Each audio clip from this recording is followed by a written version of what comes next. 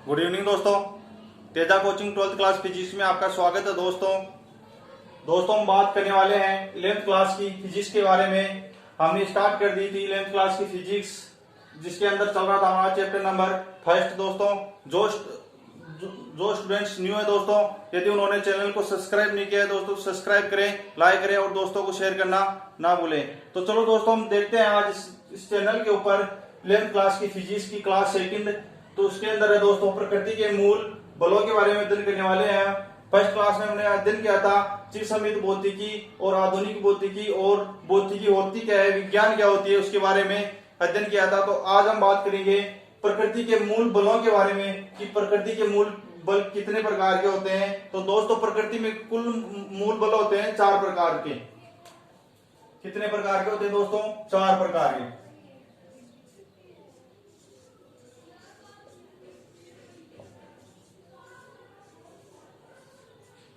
प्रकृति में मूल बल कितने प्रकार के होते हैं दोस्तों? 4 प्रकार के। जिसमें एक फर्स्ट नंबर लगाना दोस्तों, गुरुत्वाकर्षण बल। गुरुत्वाकर्षण बल,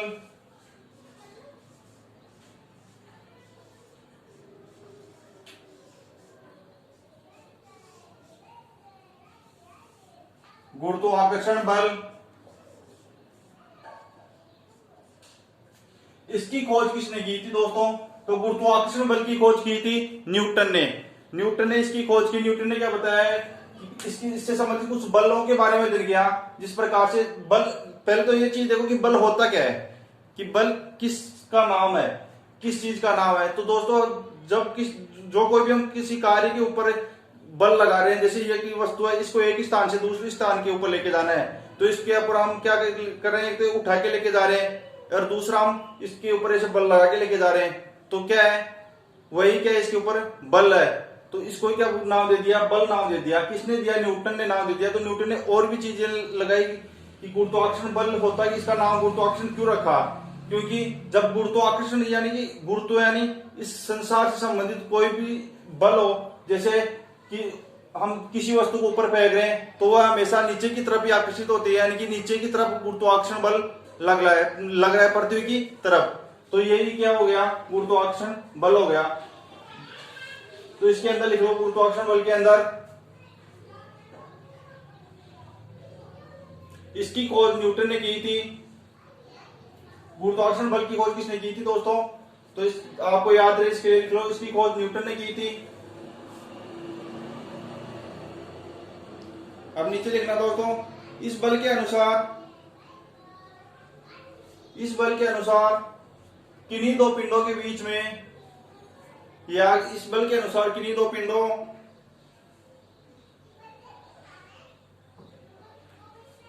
पिंडों के बीच में लगने वाला बल F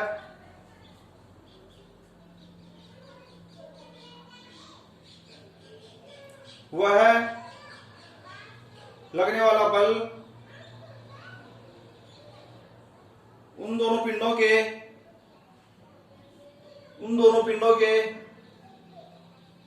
द्रव्यमानों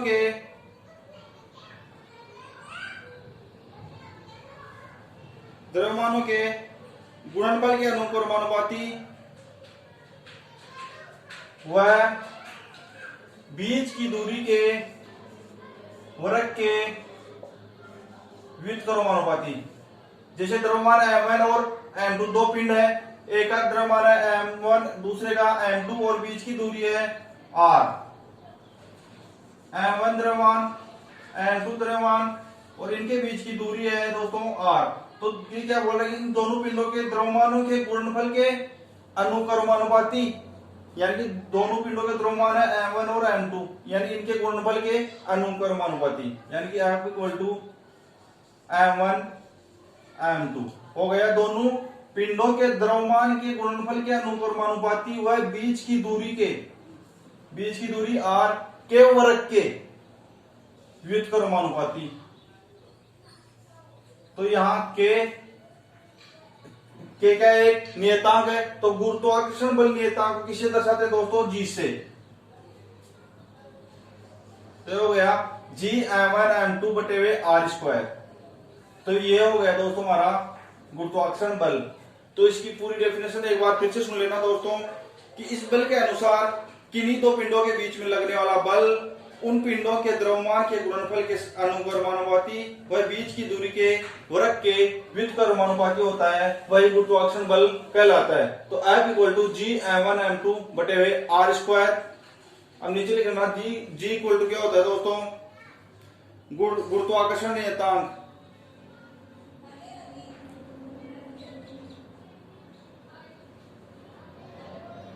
और इसी बल के कारण दोस्तों पृथ्वी के चारों तरफ चंद्रमा क्या करता है दोस्तों, चक्कर लगाता है हमारा। इसी किसके कारण, गुरुत्वाकर्षण बल के कारण ही दोस्तों चंद्रमा पृथ्वी के चारों तरफ क्या करता है दोस्तों, चक्कर लगाता है। और जब कोई वस्तु ऊपर की तरफ फेंकते हैं तो वह भी नीचे की तरफ आ जाती है, किसके कारण, गुरुत्वाकर्षण बल के कारण। तो यह हो गया एक नंबर गुरुत्वाकर्षण बल। अब 2 नंबर लिखना दोस्तों इसमें विद्युत चुंबकीय बल।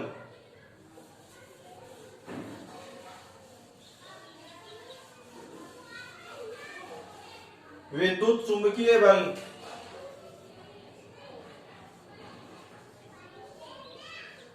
विद्युत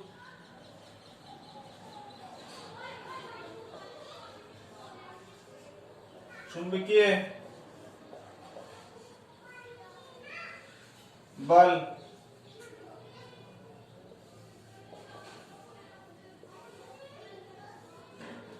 दोस्तों इसी चैनल के ऊपर हमारी 12th क्लास की फिजिक्स भी ऑलरेडी पहले से चल रही है, तो आपको प्लेलिस्ट के अंदर 12th क्लास की फिजिक्स भी अलग से मिल जाएगी और 11th क्लास की जो हमारी क्लासेस चल रही हैं वह भी अलग से आपको उपलब्ध हो जाएंगे वहां पे।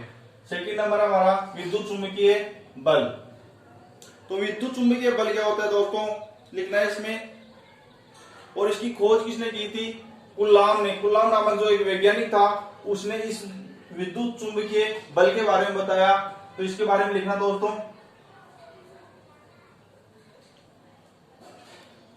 यह कुलाम नामक वैज्ञानिक ने दिया था। आप इसके आगे लिख लेना जिससे आपको ध्यान में रहे कि किसने बताया। तो इसके आगे लिख लेना कुलाम नामक वैज्ञानिक ने दिया था। अब नीचे से लिखना दो आवेशित कणों के मध्य लगने वाला आकर्षण या प्रतिकर्षण बल को आकर्षण या प्रतिकर्षण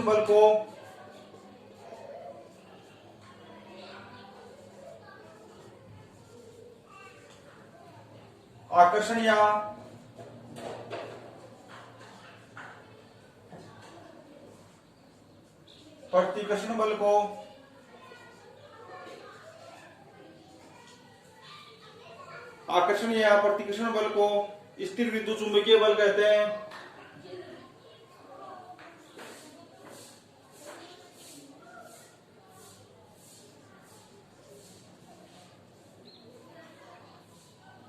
कुलाम दो आवेशित कणों यानी कि आवेशित कण जैसे धन है तो इसके मध्य क्या होगा दोस्तों, प्रतिकर्षण होगा। ऋण के मध्य भी प्रतिकर्षण होगा और धन और ऋण के मध्य क्या होगा दोस्तों, आकर्षण होगा। जो कि आप आगे 12th क्लास में जाके इसके बारे में विस्तार से अध्ययन करने वाले हो। कुलाम के नियम से संबंधित जो कुलाम ने और भी बहुत सारे नियम दिए हैं उनके बारे में आप विस्तार से अध्ययन करने वाले हो। तो दोस्तों सबसे पहले कुलाम नामक वैज्ञानिक आया, उसने ये बताया कि दो जो समान आवेश के जो समान आवेश होते हैं उनके मध्य क्या होता है, प्रतिकर्षण होता है। जो विपरीत आवेश होते हैं उनके मध्य क्या होता है, आकर्षण होता है। उसके बाद में कुलाम के बाद में एक और वैज्ञानिक आया और जिसने ये भी बताया कि जब किसी धातु में या जब किसी वस्तु में आवेश प्रभावित करते हैं तो या विद्युत धारा प्रभावित करते हैं तो उसके चारों तरफ क्या होता है दोस्तों, चुंबक उत्पन्न होता है। इसने बताया और उसके नामक एक वैज्ञानिक है उसने ये भी बताया कि जब किसी पदार्थ में विद्युत धारा प्रभावित की जाती है तो उसके चारों तरफ क्या होता है दोस्तों, चुंबकीय क्षेत्र। क्योंकि आप जब आवेश प्रभावित होगी उसमें विद्युत धारा प्रभावित होगी और जब विद्युत धारा प्रभावित होगी तो उसमें क्या होगा दोस्तों, उसके चारों तरफ चुंबकीय क्षेत्र उत्पन्न होगा। तो और इसके बाद में एक वैज्ञानिक और आया दोस्तों, कौन सा, फेराडे, जिसने ये बताया कि जब किसी वस्तु के चारों तरफ चुंबकीय क्षेत्र उत्पन्न किया जाता है तो उसके अंदर विद्युत धारा प्रवाहित होती है। तो इसी के कारण इसका मिलजुल के नाम रख दिया विद्युत चुंबकीय बल की, यानी वे बल से संबंधित भी इसमें अध्ययन किया गया और चुंबक से संबंधित भी इसमें अध्ययन किया, तो इसका मिलजुल के नाम रख दिया विद्युत चुंबकीय बल। तो ये हो गया दोस्तों विद्युत चुंबकीय बल। थर्ड नंबर लिखना दोस्तों प्रबल नाभिकीय बल। प्रबल नाभिकीय बल,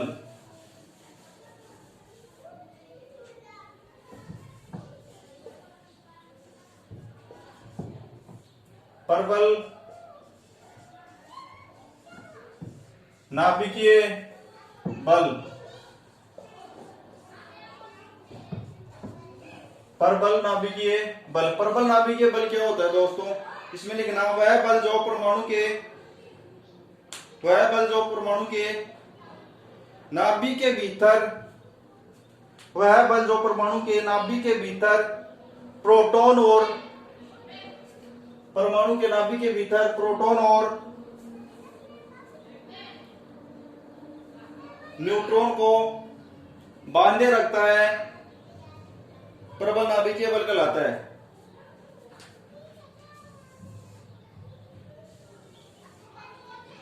इसमें प्रोटॉन और न्यूट्रॉन, बाहरी कक्षा में हमारा क्या को चक्कर लगाते हैं दोस्तों? इलेक्ट्रॉन।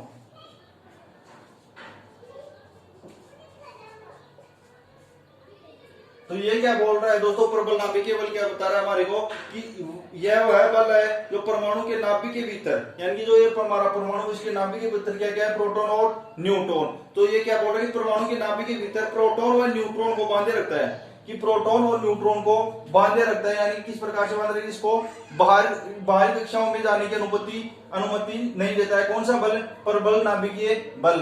ये इसको नाभिक के इस परमाणु के नाभिक के केंद्र में ही रखता है, क्योंकि इसको बाहरी कक्षाओं में जाने की अनुमति नहीं देता है। कौन सा बल? प्रबल नाभिकीय बल। तो ये हो गया दोस्तों प्रबल नाभिकीय बल हमारा। अब 4 नंबर है दोस्तों क्षीण नाभिकीय बल या दुर्बल नाभिकीय बल।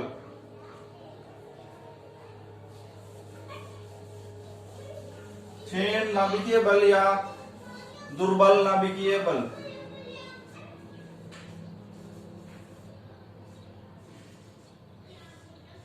क्षीण नाभिकीय बल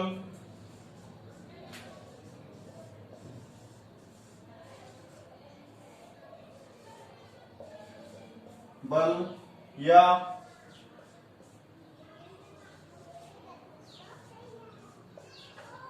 दुर्बल बल।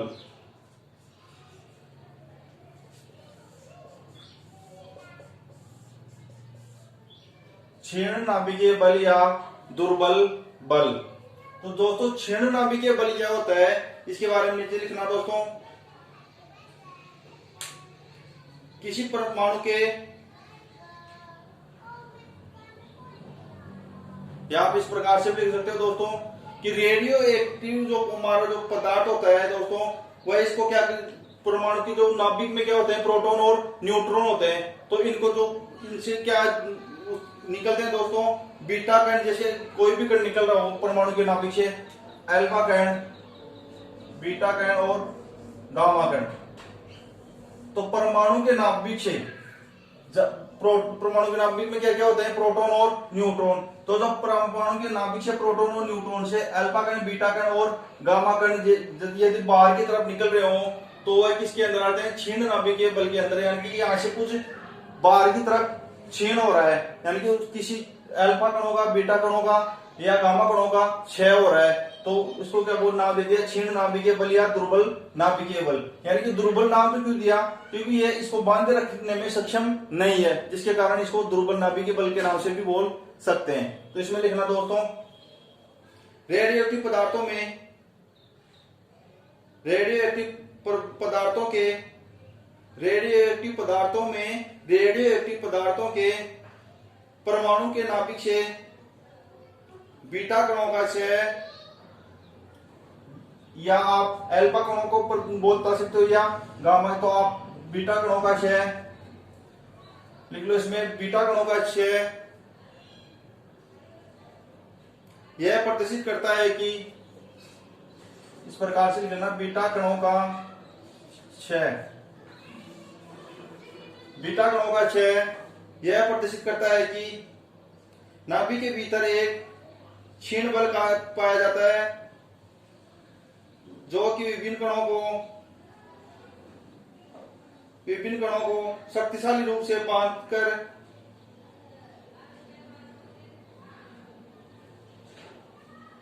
नहीं रख पाता। इसलिए ऐसे नाभिकीय बल को क्षीण नाभिकीय बल कहते हैं। क्या है दोस्तों, अल्फा कण, बीटा कण और गामा कण इनको प्रबल रूप से नाभिक के अंदर बांध के नहीं रखता, जिसके कारण इसको क्या नाम दे दिया, क्षीण नाभिकीय बल। तो ये हो गए दोस्तों प्रकृति के मूल बलों में से 4 बल थे। हमारा गुरुत्वाकर्षण बल था फर्स्ट नंबर, सेकंड नंबर था दोस्तों हमारा स्थिर विद्युत या विद्युत चुंबकीय बल, और थर्ड नंबर था दोस्तों हमारा प्रबल नाभिकीय बल, और फोर्थ नंबर हमारा क्षीण नाभिकीय बल। तो ये दोस्तों चैप्टर नंबर फर्स्ट हमारा 11th क्लास का कंप्लीट हो चुका है।